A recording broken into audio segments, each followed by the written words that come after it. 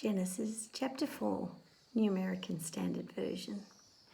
Now the man had relations with his wife Eve, and she conceived and gave birth to Cain. And she said, I have gotten a man-child with the help of the Lord.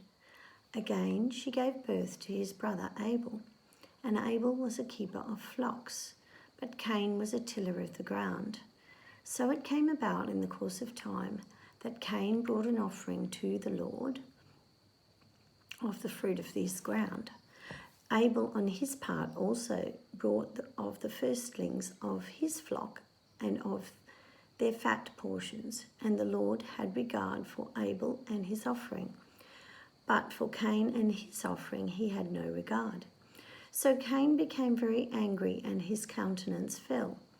Then the Lord said to Cain, Why are you angry, and why has your countenance fallen? If you do well, will not your countenance be lifted up?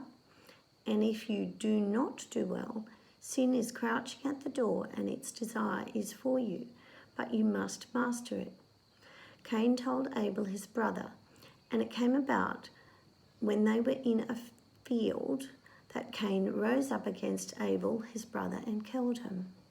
Then the Lord said to Cain, Where is Abel your brother? And he said, I do not know. Am I my brother's keeper? He said, What have you done? The voice of your brother's blood is crying to me from the ground. Now you are cursed from the ground, which has opened its mouth to receive your brother's blood from your hand. When you cultivate the ground, it will no longer yield its strength to you. You will be a vagrant and a wanderer on the earth. Cain said to the Lord, My punishment is too great to bear. Behold, you have driven me this day from the face of the ground, and from your face I will be hidden, and I will be a vagrant and a wanderer on the earth, and whoever finds me will kill me. So the Lord said to him, Therefore whoever kills Cain, vengeance will be taken on him sevenfold. And the Lord appointed a sign for Cain, so that no one finding him would slay him. Then Cain went out from the presence of the Lord and settled in the land of Nod, east of Eden.